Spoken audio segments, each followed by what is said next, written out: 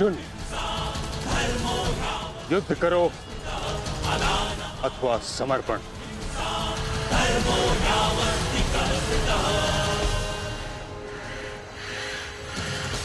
तुम्हारे मौन ने मुझे उत्तर दे दिया।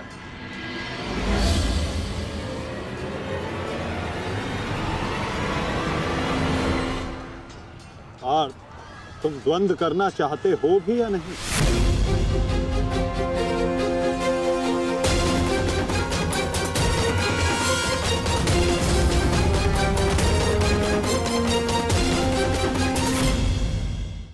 तुम्हारे मौन ने मुझे उत्तर दे दिया। उचित होगा पितामह कि आप अपनी ओर से कौरवों को भी आक्रमण करने की अनुमति दीजिए, क्योंकि आप तो मेरे साथ द्वंद्व में व्यस्त होने वाले हैं। मेरी ओर से लड़ रहे योद्धाओं का अपमान मत कीजिए पितामह। ठीक है अर्जुन,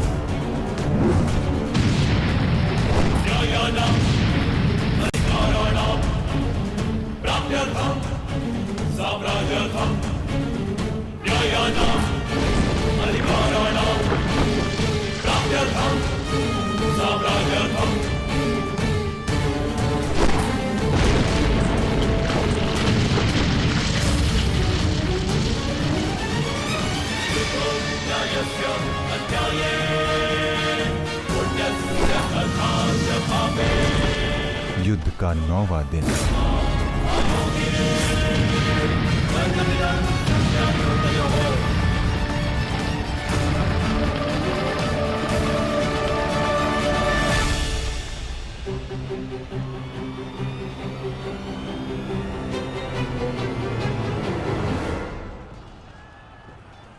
माधव, ये पितामह तो भ्राता युधिष्ठिर की ओर अपना रथ लेकर जा रहे हैं। भ्राता युधिष्ठिर संकट में है माधव, हमें शीघ्र कुछ करना होगा।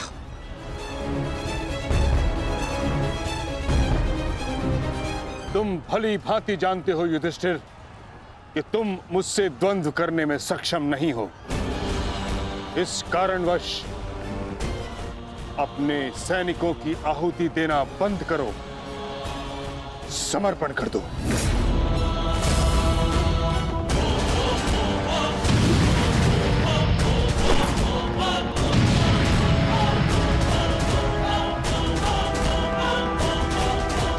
अद्भुत पितामह, अद्भुत। गंगा पुत्र, अच्छा है, अच्छा है।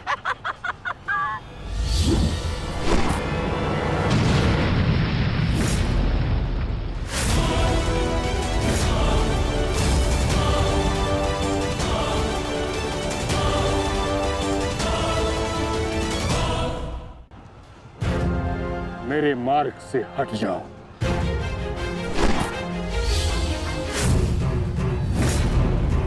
यह मेरी अंतिम चेतावनी है पुत्र, मेरे मार्ग से हट जाओ।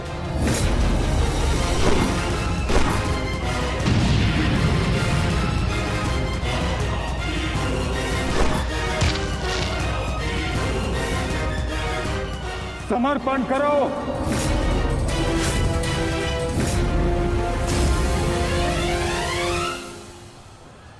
हम कौरवों के समक्ष समर्पण नहीं करेंगे पितामह, चाहे इसके लिए हम सबको अपने प्राण क्यों ना खोने पड़े। जब तक शरीर में अंतिम श्वास है, जब तक शरीर में रक्त की अंतिम बूंद है, हम समर्पण नहीं करेंगे पितामह, और ना ही हम रुकेंगे।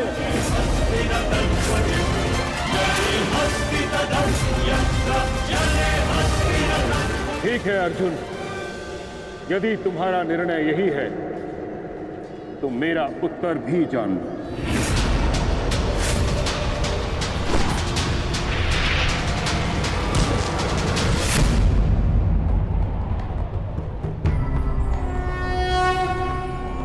यदा यदा हि धर्मस्य गंगापुत्र, गंगापुत्र,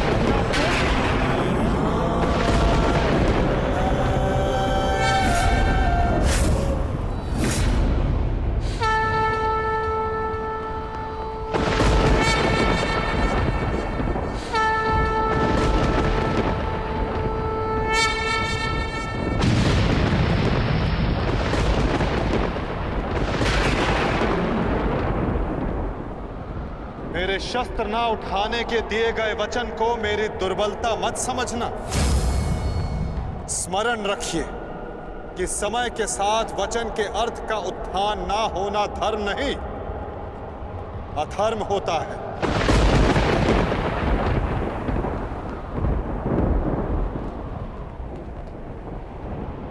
मैं केवल अपने कर्तव्य का पालन कर रहा हूं वासुदेव, और ऐसा करने से मुझे कोई नहीं रोक सकता। कोई भी नहीं।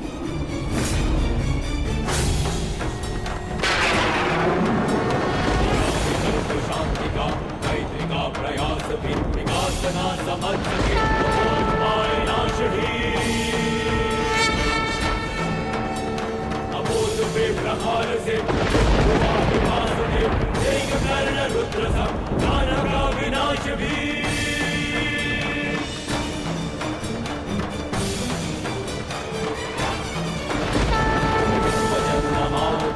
युद्ध भाषणाता उसे मिलेगा युद्ध भी, दंड भी, प्रहार भी। दम कटेगा पाप का, नाश होगा नीच का, दमन करेंगे वासुदेव उसका अहंकार भी। चक्र के प्रहार से नाश से अग्नि कृष्ण की करेगी पाप का दलन। पाप से गति धरा राही मां पुकारती, ईश द्वार का अपना प्राण मांगती। सुंदरा गुलेंगे त्राण रच के एक नौ विधान, भूमिशाई करके पावन को रचेगी आरती।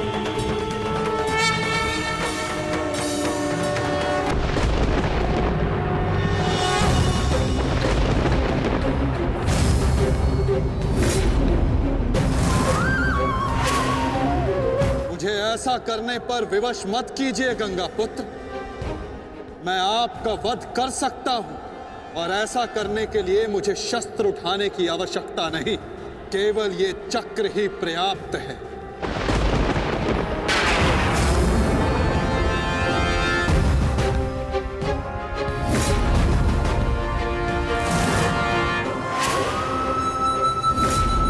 गंगा पुत्र देवव्रत, मैं इस समय ना मनुष्य वासुदेव, ना ही मैं यदुवंशी कृष्ण, मैं इस समय केवल गुरु श्रेष्ठ हूं। मैं ही सत्य हूं, मैं ही ज्ञान और मैं ही न्याय हूं गंगा पुत्र। इस महायुद्ध का आवाहन और इस युद्ध में आपकी उपस्थिति मेरे निर्णय से है गंगा पुत्र। आपका जीवन मेरे निर्णय, मेरी इच्छा से था, और अब आपकी मृत्यु मेरे अधीन है।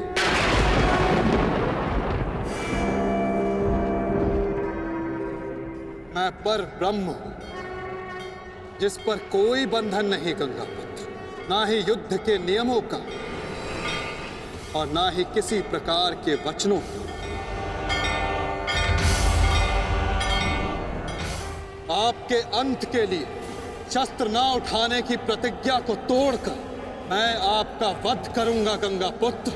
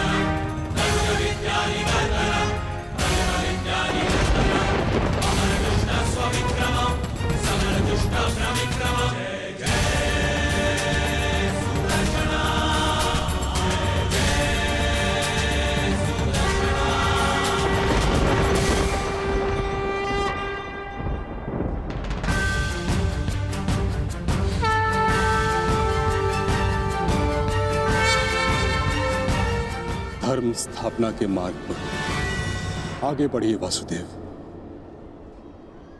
अंत कर दीजिए मेरे इस जीवन का।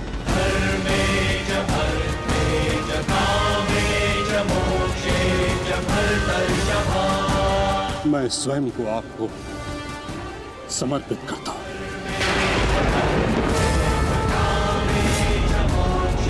क्योंकि ना तो पांडव मेरे प्राण लेने में सक्षम है और ना ही मैं उन्हें मार पाऊंगा। मैंने सदैव धर्म का पालन किया, कभी अधर्म नहीं किया। यदि कोई अधर्म हुआ तो केवल ये कि मैंने आपको प्रतिज्ञा तोड़ने पर विवश किया। यदि आपको ऐसा लगता है कि आपने कोई अधर्म नहीं किया तो यह आपकी सबसे बड़ी भूल है गंगा पुत्र। अवश्य आपने सदैव धर्म का पालन किया गंगा पुत्र, किंतु केवल अपने लिए, अपने वचनों के लिए। और यही आपका सबसे बड़ा अधर्म है। क्योंकि जिसके पास शक्ति हो उसे स्वयं के लिए नहीं, संसार के लिए उत्तरदायी होना चाहिए। और जो आप नहीं हो पाए गंगा पुत्र।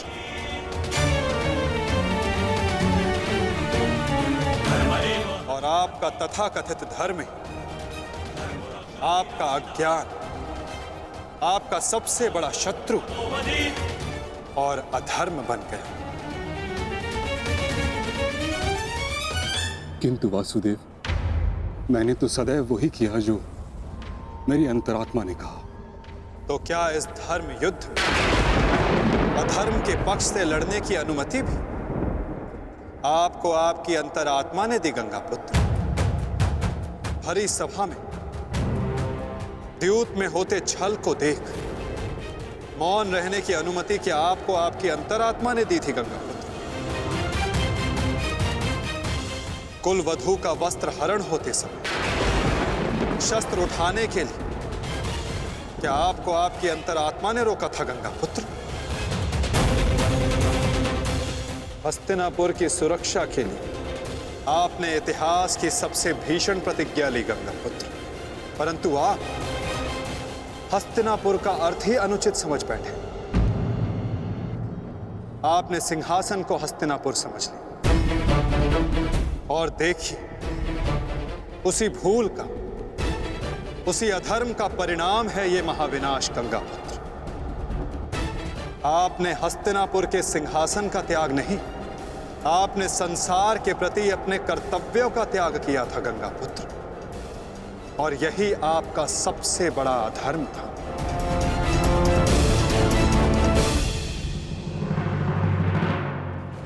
परिवर्तन ही संसार का नियम है गंगा पुत्र। और संसार के कल्याण और उत्थान के लिए ऋतुएं भी स्वयं को परिवर्तित करती हैं। परंतु आपने परिवर्तन को नहीं स्वीकारा। जो स्थिर हो जाए वो मनुष्य नहीं, पाषाण है। और जो अपने विचार को कभी बदले नहीं, वो मानवता का शमशान है गंगा पुत्र।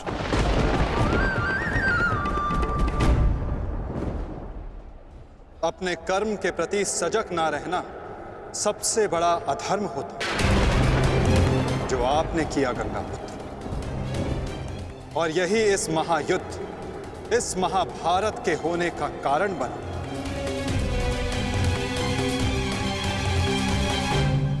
प्रभु, मेरा मार्गदर्शन कीजिए। आपका कर्तव्य यह है गंगा पुत्र कि आप अपने शस्त्र को त्याग कर अपने जीवन का बलिदान देकर इस अधर्म को रोकें।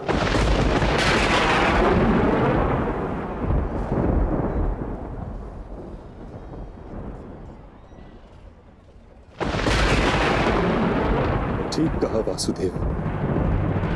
कदाचित मेरा अंत ही इस समस्या का समाधान है। आज जबकि मुझे अपनी भूल का भान हो गया है, मैं अपना प्रारब्ध स्वीकार करने के लिए तैयार हूं।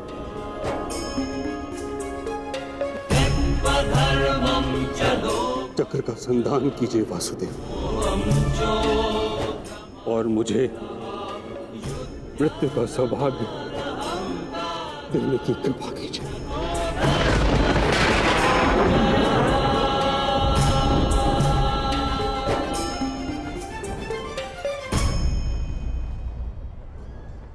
ठीक है, यदि आपकी इच्छा ये मृत्यु पाने की है, तो मैं अपनी प्रतिज्ञा को तोड़कर तुम्हें मुक्त करता हूं गंगा पुत्र।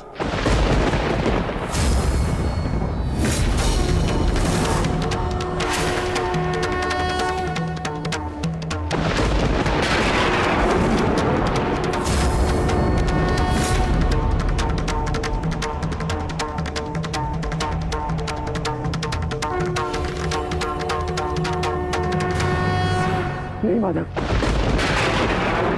आपने इस धर्म युद्ध का बीड़ा उठाया है, वचन तोड़कर उसे कलंकित मत कीजिए। मैं नहीं चाहता कि आप पर कोई उंगली उठे। नहीं पार्थ, मेरी प्रतिज्ञा टूटने की अपेक्षा से अधिक महत्वपूर्ण धर्म की स्थापना है।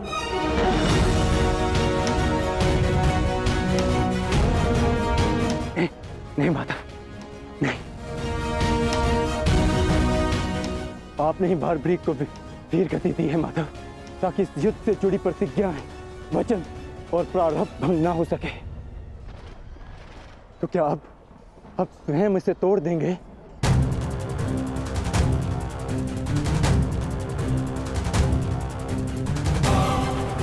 आप मुझे एक अवसर और दीजिए माधव। मैं अपने संपूर्ण मनोबल और कौशल से यह युद्ध करूंगा। जब तक मेरे शरीर में रक्त की एक बूंद भी बहेगी, मैं अपने मन में भावनाओं को नहीं बहने दूंगा माधव।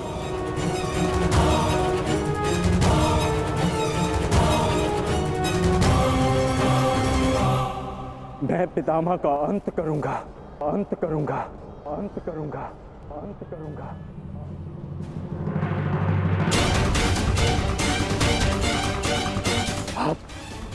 आप ये चक्र छोड़ दीजिए माधव, आप ये चक्र छोड़ दीजिए।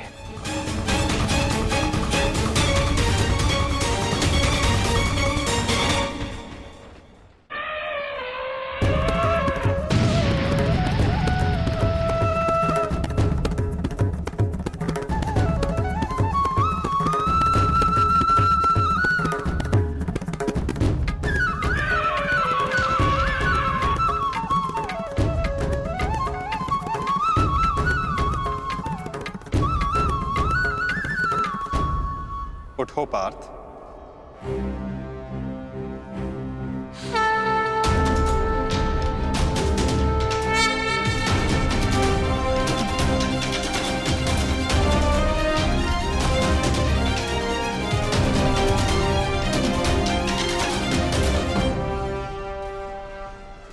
आपके हाथों मोक्ष पाना कदाचित मेरे भाग्य में नहीं वासुदेव।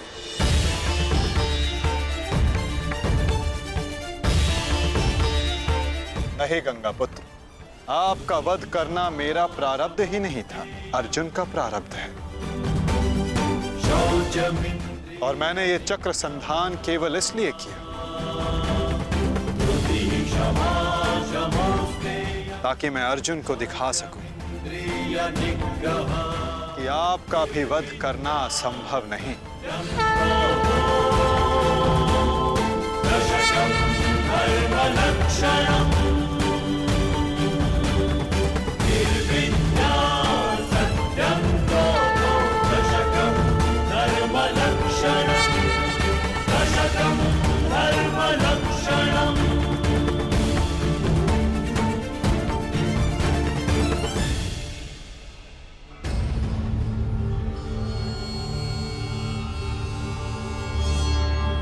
आओ पार्थ।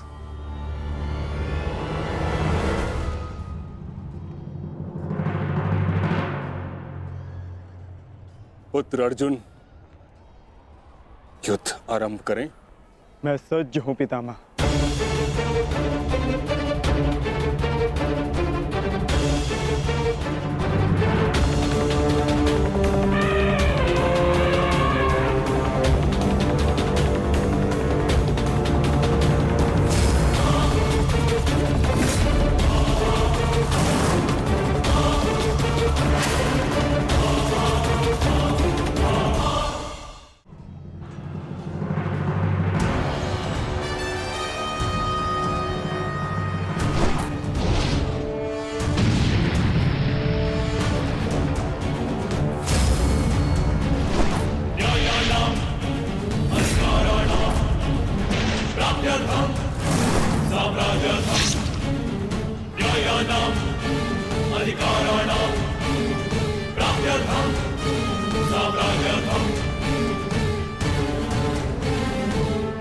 अद्भुत पुत्र अर्जुन, कर्म पथ पर तुम्हें भावनाओं से ऊपर उठते हुए देख प्रसन्नता हुई।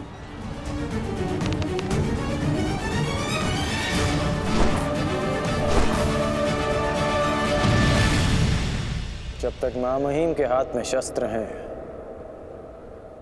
उनके प्रहार की धारा कोई नहीं रोक सकता और ना ही उन्हें कोई निरस्त्र कर सकता है।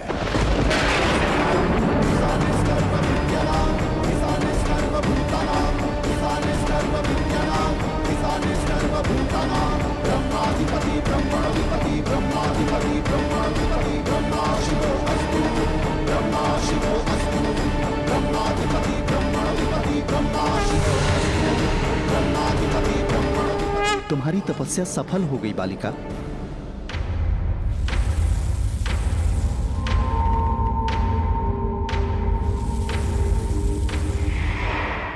मांगो, क्या मांगना चाहती हो? गंगा पुत्र भीष्म का नाश। किंतु गंगा पुत्र का वध मेरे वश में भी नहीं है शिखंडिनी। परंतु अपने जीवन का अंत तो मेरे वश में है ना। 2 बार मैं अपना जीवन त्याग कर चुकी हूं। इस बार भी मैं फिर जन्म लूंगी और अगले जन्म में भीष्म का अंत करने आऊंगी।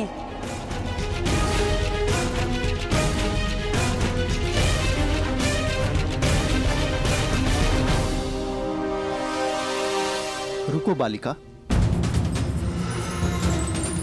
तुमने इतनी कठोर तपस्या की है, हमें बताओ तुम्हारी समस्या क्या है? समस्या ये है यक्षराज कि मैं भीष्म का वध अपने हाथों से करना चाहती हूँ, किंतु मैं स्त्री हूं, इसलिए उस पाखंडी ने मुझे युद्ध में सम्मिलित होने से रोक दिया।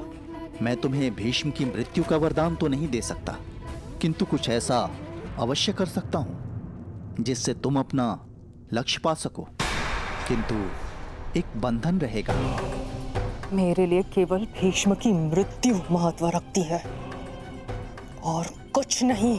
हाँ कहने से पूर्व मेरी पूरी बात सुनो बालिका, उसके पश्चात निर्णय लेना।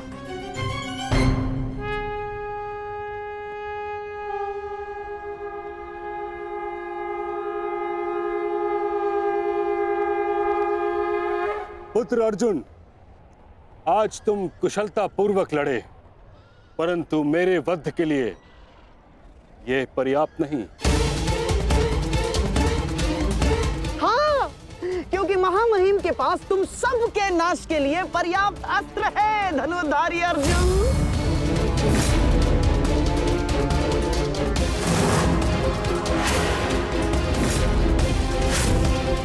शीघ्र तुम सब इस संसार का त्याग करोगे और आप वासुदेव, आप तो इन सब के मार्गदर्शक है ना, तो बताइए आपके पास महामहिम के कौशल का कोई तोड़ है?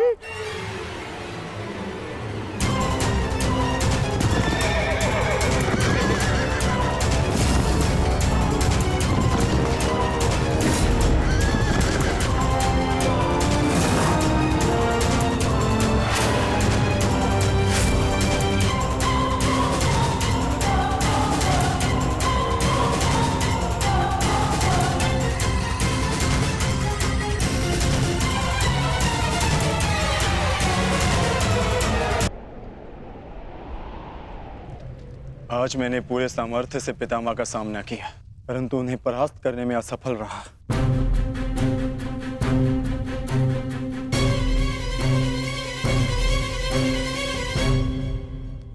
हर योद्धा के उत्तर के लिए कोई ना कोई और योद्धा होता है।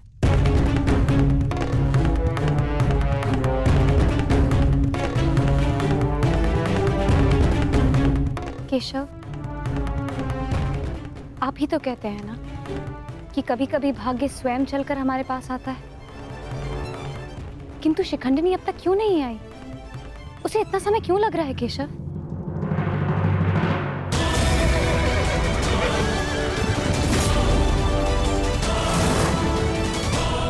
हम उन्हीं की प्रतीक्षा कर रहे हैं पांचाली। कि शिखंडिनी अपनी तपस्या में असफल हुई तो पितामह हमारी सेना का अंत कर देंगे और हमारे पास केवल और केवल 2 अक्षणीय सेना शेष है। अरे तो क्या करें? कुछ तो करना ही होगा, अन्यथा हम इस युद्ध में पराजित हो जाएंगे।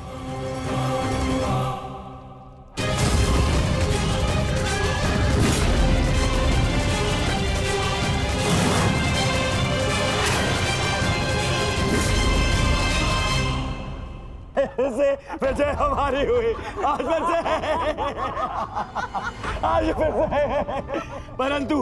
परंतु सबसे अधिक प्रसन्नता मुझे तब होती है जब वो धनुर्धारी अर्जुन के मुख पर मैं भय देखता हूँ।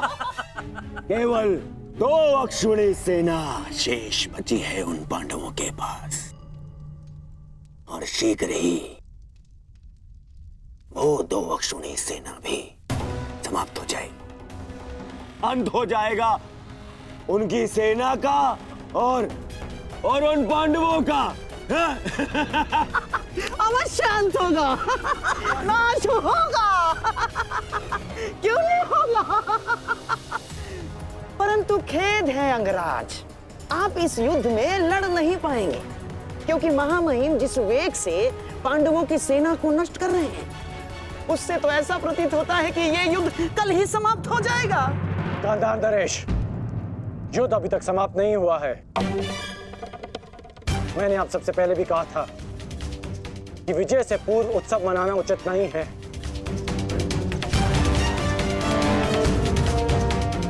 हो सकता है कि कल पांडवों को महामहिम के प्रहार की ढाल मिल जाए।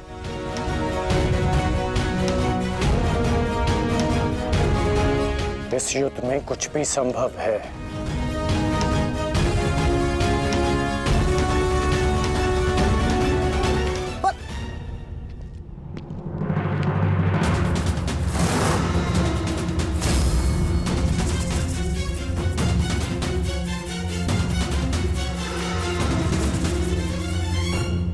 कौन हो तुम? मैं इस युद्ध का अंत हूं। मैं भीष्म की मृत्यु हूं। देवी शिखंडिनी,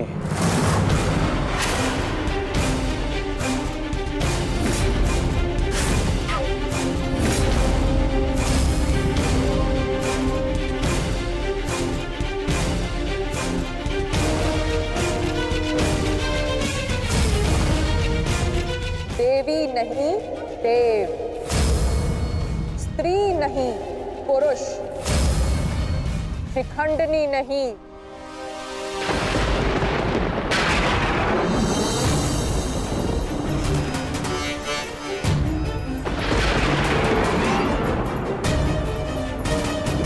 शिखंडी।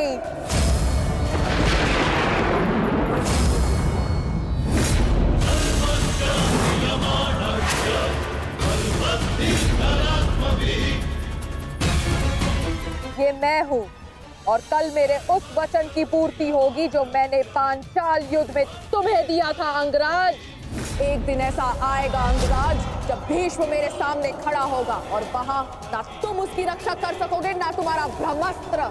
स्मरण रखना, एक महायुद्ध होगा, महाविनाश होगा, और उस विनाश को तुम भी नहीं रोक पाओगे।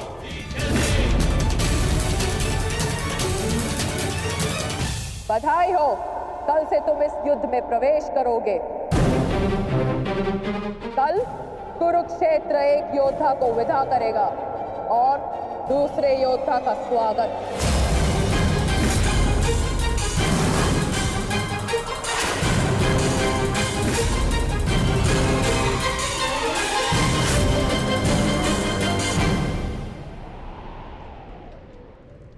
जो भी होता है केवल समय के अनुसार होता है और उचित समय आने को है। हमें केवल धैर्य रखना है जब तक उचित समय नहीं आ जाता। शिखंडिनी कुरुक्षेत्र पहुंच चुकी है।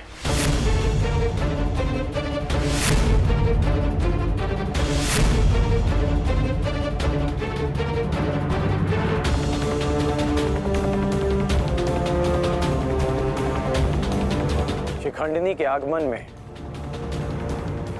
आपकी संभावित मृत्यु छिपी है, फिर भी आप मुस्कुरा रहे हैं।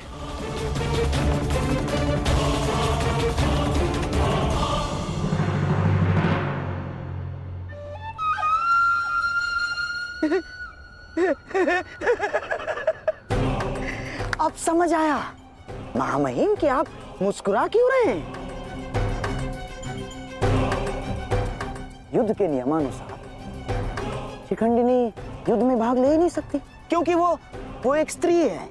नहीं, वो स्त्री नहीं पुरुष है। शिखंडिनी नहीं शिखंडी है। वो स्त्री से पुरुष में परिवर्तित हो चुकी है और कल वो युद्ध में प्रस्तुत होगा और उसका एक ही उद्देश्य है, मां महिम का वध।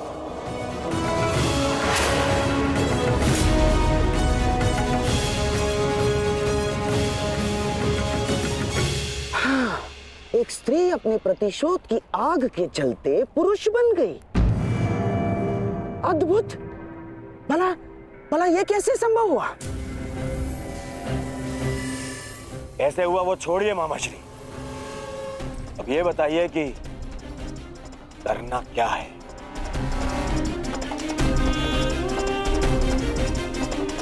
चिंता ना करो मेरे होने वाले सम्राट। तुम्हारा ये मामा इसका भी कोई ना कोई उपाय अवश्य ढूंढ लेगा।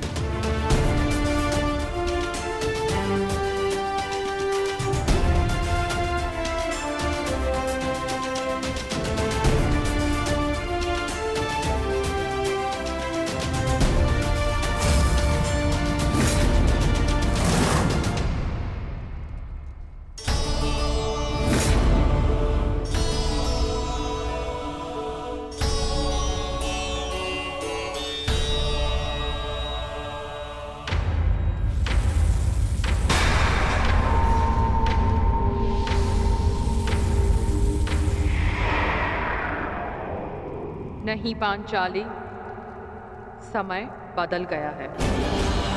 तुम्हारे समक्ष शिखंडिनी नहीं शिखंडी है। एक पुरुष, एक पुरुष, एक पुरुष।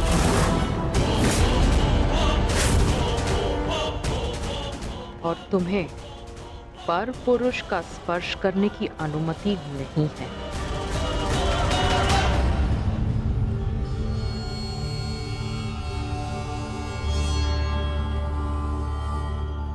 जब हमें सबसे अधिक आपकी आवश्यकता है, आप हमारे समक्ष प्रस्तुत हैं।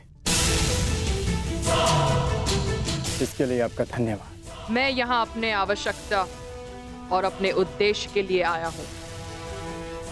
आवश्यकता मुझे आप सबकी पड़ेगी, क्योंकि भीष्म का अंत निश्चित है।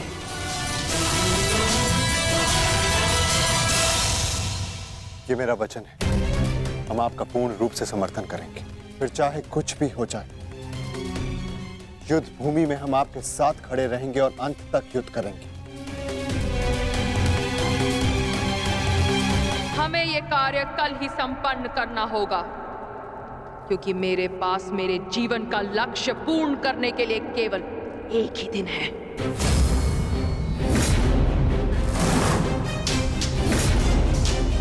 केवल एक दिन? परंतु क्यों? तुम्हारी समस्या ये है कि तुम एक स्त्री हो, जिस कारण तुम भीष्म से द्वंद्व नहीं कर सकती। मैं तुम्हें पुरुष बनने का वरदान देता हूं, ताकि तुम भीष्म को परास्त कर सको। किंतु स्मरण रहे कि ये वरदान केवल 8 प्रहर अर्थात एक दिन के लिए रहेगा। हमारे शत्रुओं को इसका भान नहीं होना चाहिए कि शिखंडिनी केवल एक दिन के लिए पुरुष है।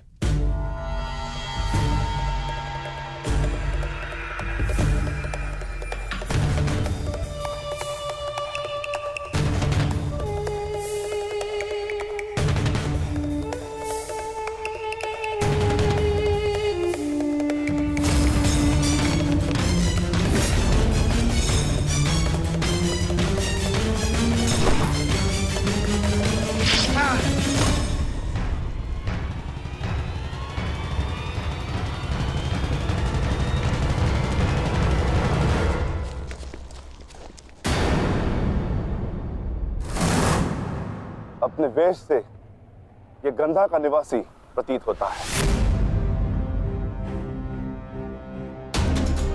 अर्थात ये मामा शकुनी का गुप्तचर था। सौभाग्य ये कि यहां से जीवित नहीं जा सका। किंतु इस गुप्तचर का संदेश शत्रु तक पहुंच चुका है पार्थ।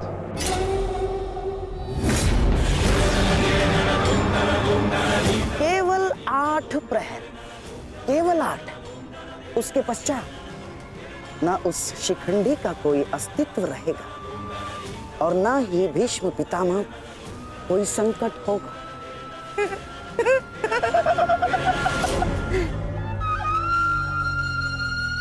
क्या होगा यदि तुम्हारे पितामह कल युद्ध भूमि में प्रस्तुत ही ना हो तो? उत्तम विचार मामाश्री। मैं एक योद्धा हूं और मृत्यु के भय से छुपूंगा नहीं। या तो वीर गति को प्राप्त हो जाऊंगा या फिर विजय प्राप्त करूंगा। 8 प्रहर तो क्या, 8 क्षण के लिए भी मैं युद्ध से विमुख नहीं रहूंगा। क्षमा कीजिएगा मामहिम, परंतु वीर होने में और मूर्ख होने में अंतर होता है। जानबूझकर मृत्यु के मुख में जाना क्या उचित है? एक महान योद्धा की भांति आप गौरव और सम्मान की मृत्यु चाहते हैं, परंतु अपनी सेना के प्रति आपके उत्तरदायित्व का क्या? आप भली भांति जानते हैं कि सेना आप पर पूरी तरह निर्भर है। फिर भी मामहिम,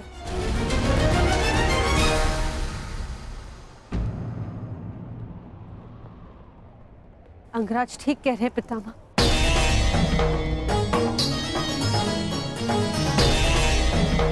आपके और हस्तिनापुर के हित में यही श्रेष्ठ होगा। कल आप युद्ध में सम्मिलित ना हो। कुंती पुत्री, ये जानते हुए भी कि तुम हस्तिनापुर में अपने शत्रुओं से घिरी हुई हो, तुमने यहां रहने का निर्णय क्यों लिया?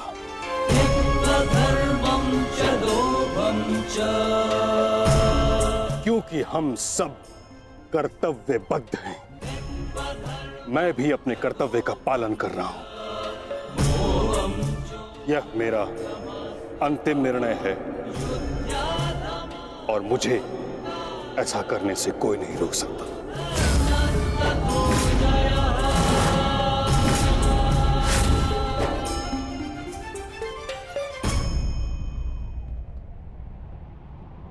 मित्र, चाहे कुछ भी हो जाए, कल तुम्हें पितामह की रक्षा करनी होगी।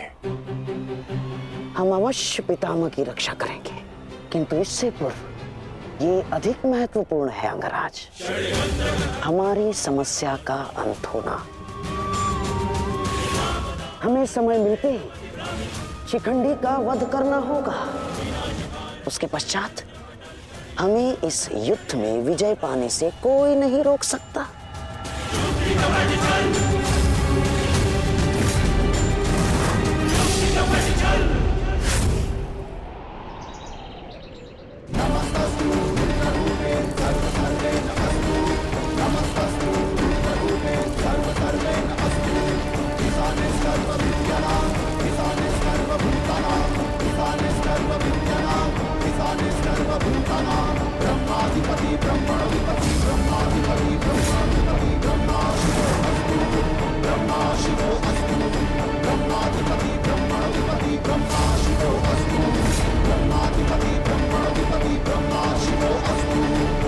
मामहिम, गंगा पुत्र, आप ऐसा क्यों कर रहे हैं? मैं केवल अपने धर्म का पालन कर रहा हूं। मैंने सदैव यही किया है। युद्ध भूमि में पूर्ण सहयोग दूंगा, और यदि इस युद्ध भूमि में मेरा अंत हो गया तो मुझे इस बात का गर्व होगा कि एक योद्धा का अंत रणभूमि में होगा। मैं आपसे विनती करता हूं, रुक जाइए। ऐसा मत कीजिए मामहिम, आप इसका परिणाम जानते हैं। रुक जाइए मामहिम। आपको वचन देने के कारण मैं 9 दिनों तक रणभूमि से दूर रहा, क्योंकि मुझे लगता था कि आप जो भी निर्णय लेंगे वो हस्तिनापुर और हमारी सेना के हित में होगा। विश्वास था कि आपके होते हुए हम ये युद्ध नहीं हार सकते। फिर क्यों आप ऐसा कर रहे हैं? एक कौरव भरे अंत के लिए आप पूरी कौरव सेना का संहार नहीं कर सकते। क्या इसलिए आपने सूत पुत्र को युद्ध भूमि से दूर रखा? यदि तुम्हें ऐसा लगता है तो ठीक है। सूत पुत्र कर्ण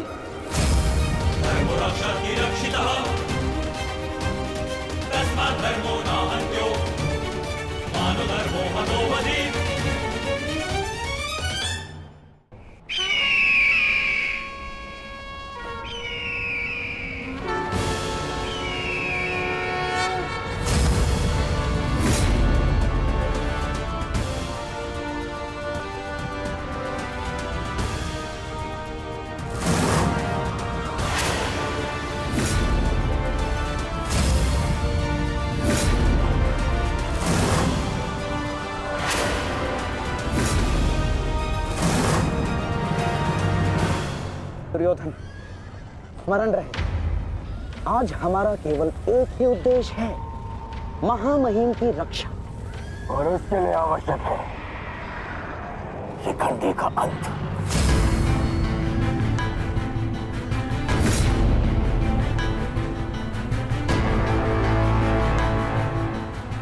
आज मैं शिखंडिनी का कवच बनकर उनकी रक्षा करूंगा।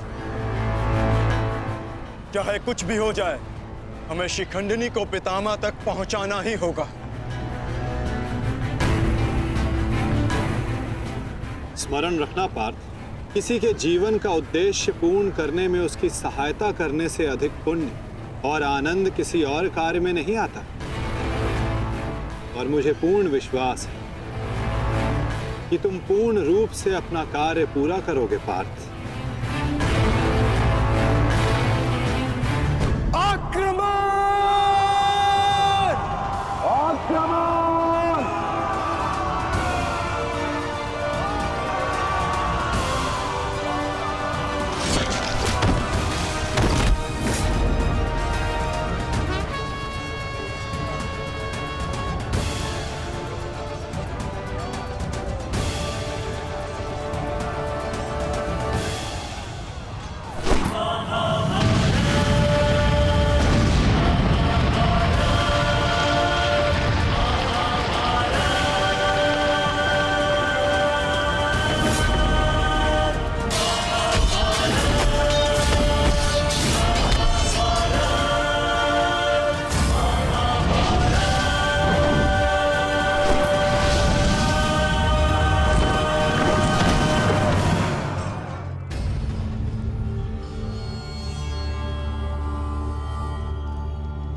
एक सूत पुत्र मेरी ओर से युद्ध में भाग नहीं लेगा। भले ही कर्ण अंगराज है, परंतु यह बात भी सत्य है कि इसका जन्म एक सूत के घर हुआ है। पुत्र,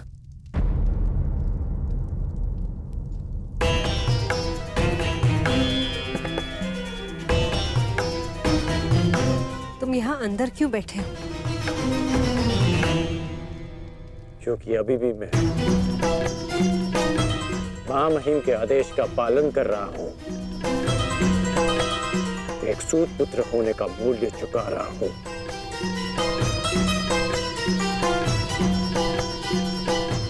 अर्थात तुम पितामह को अभी भी नहीं समझ पाए कर्ण पुत्र। उन्होंने तुम्हें युद्ध में भाग लेने से इसलिए नहीं रोका क्योंकि तुम एक सूत पुत्र हो, इसलिए रोका क्योंकि वो जानते हैं कि तुम मेरे पुत्र हो।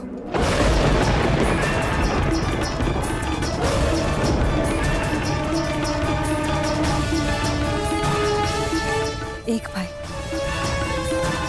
एक दूसरे से द्वंद्व ना करें, एक दूसरे का रक्त ना बहे, इसलिए उन्होंने तुम्हें यही रहने का आदेश दिया।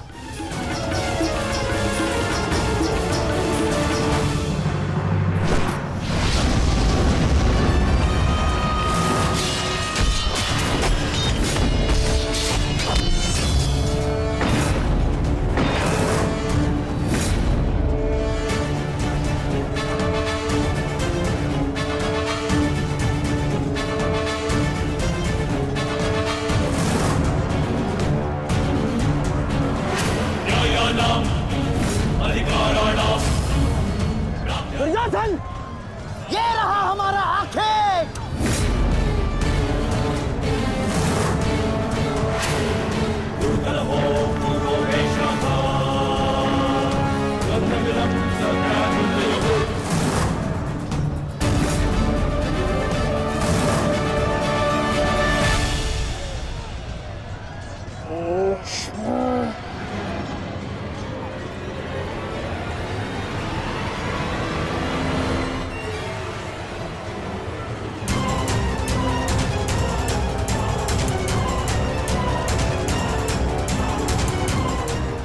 शिखंडी,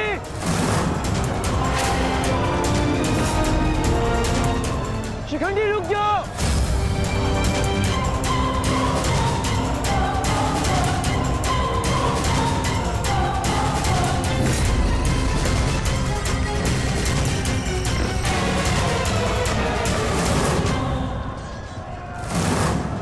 देश, तुम्हारा समय पूर्ण हुआ।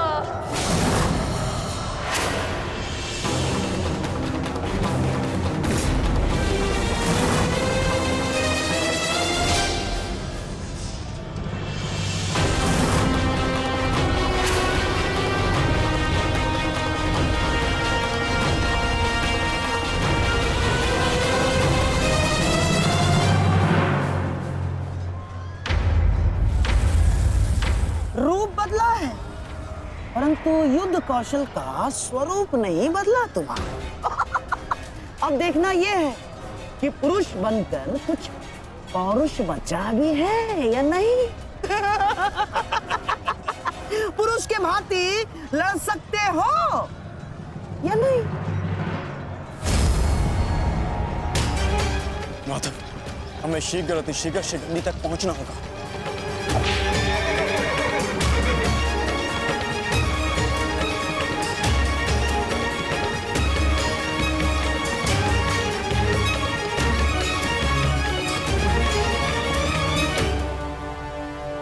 इस समय युद्ध भूमि में क्या हो रहा है संजय? क्या शिखंडी ताक्षी तक पहुंच गया है? नहीं महाराज, वो अभी तक कौरव महारथियों के मध्य में फंसा हुआ है।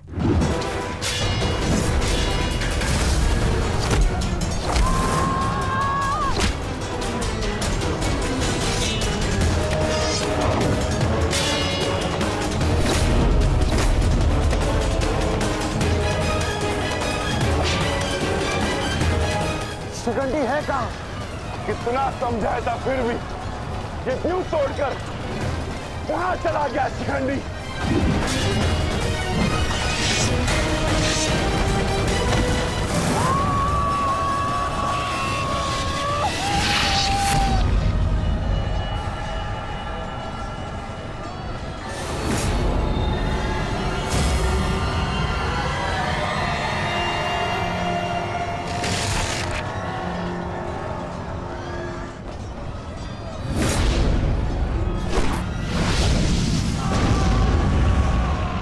हमें शीघ्र पितामह तक पहुंचना होगा।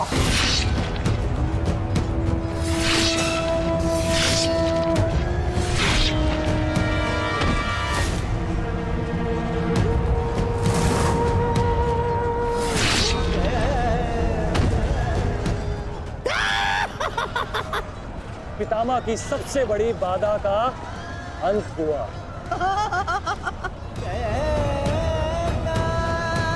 शिखंडी, अब तुम अपना उद्देश्य अगले जन्म में पूर्ण करना।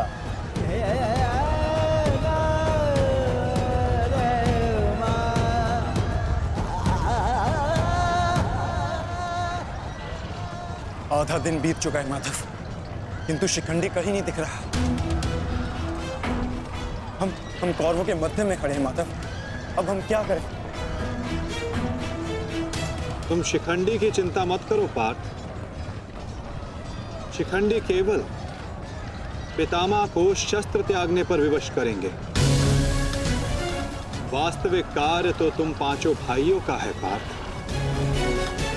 तुम में से केवल एक का प्रहार गंगा पुत्र को पराजित करने के लिए पर्याप्त नहीं है पार्थ।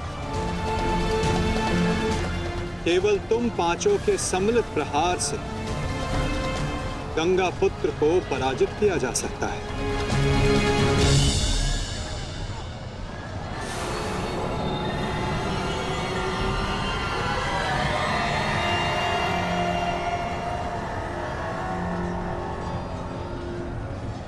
आओ पुत्रों, मैं तुम्हारी ही प्रतीक्षा कर रहा था।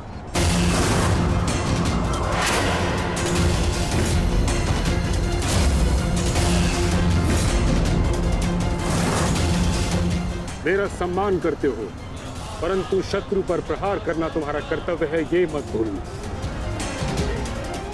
मैं तुम सबको द्वंद्व की चुनौती देता हूं।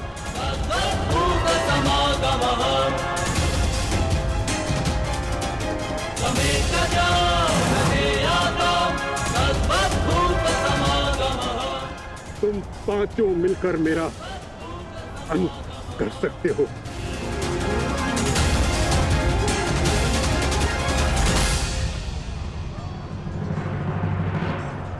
उठाओ अपने शस्त्र पुत्रों और प्रहार करो।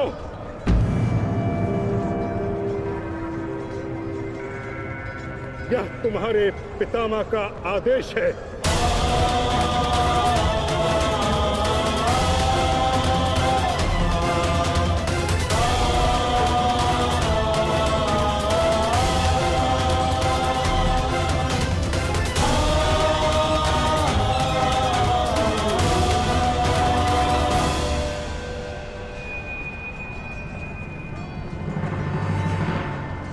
प्रहार करो, प्रहार करो।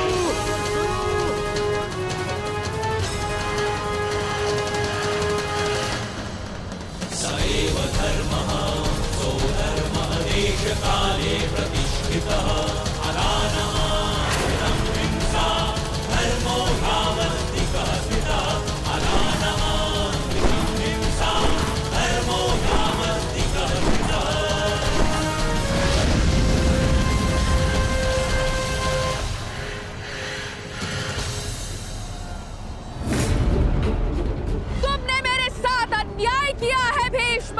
मैं नया जन्म लेके आऊंगी भीष्म, तुमसे प्रतिशोध पूर्ण करने।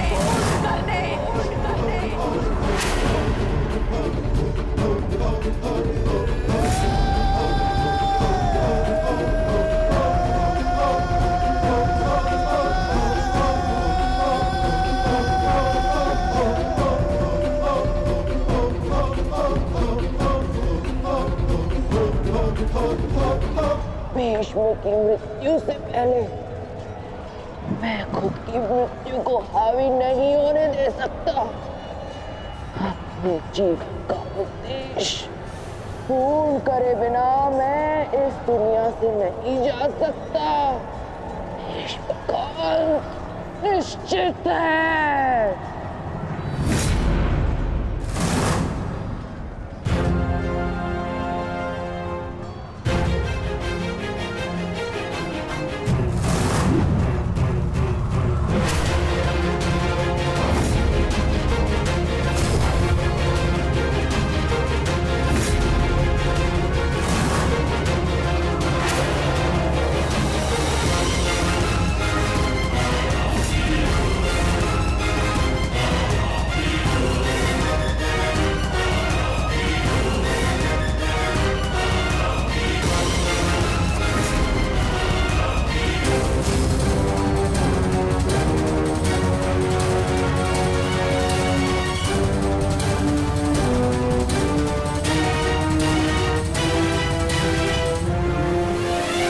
प्रहार करो पुत्रों।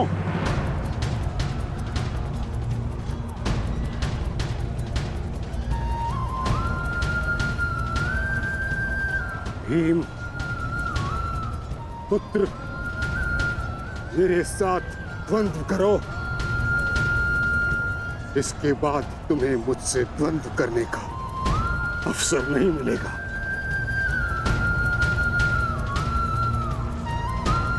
स्वयं को महायोद्धा सिद्ध करो। मैं उन पे प्रहार कैसे कर सकता हूं जिन्होंने सदैव मुझे सीख दी है? नहीं पितामह, ऐसा कदापि नहीं कर सकता। आज मैं ही तुम्हें धर्म के लिए मुझ पर प्रहार करने की अनुमति देता हूं।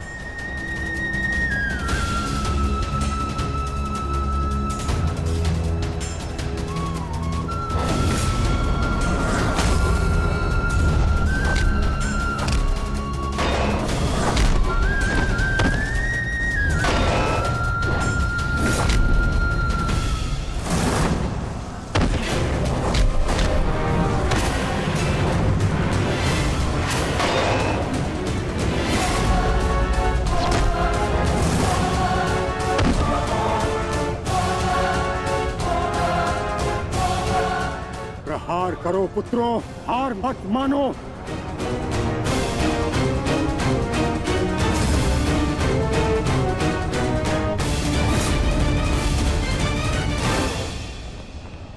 पुत्र अर्जुन,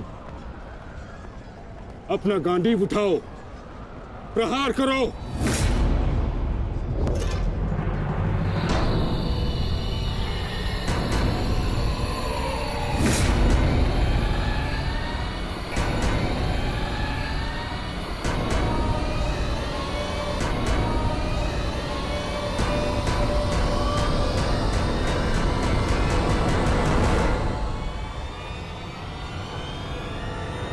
मेरा वचन है अंबा देवी, जब भी तुम मेरा काल बन के मेरे सामने आओगी, मैं तुम्हारे समक्ष अपने शस्त्र त्याग दूंगा, अपने त्याग दूंगा, अपने त्याग दूंगा, अपने त्याग दूंगा।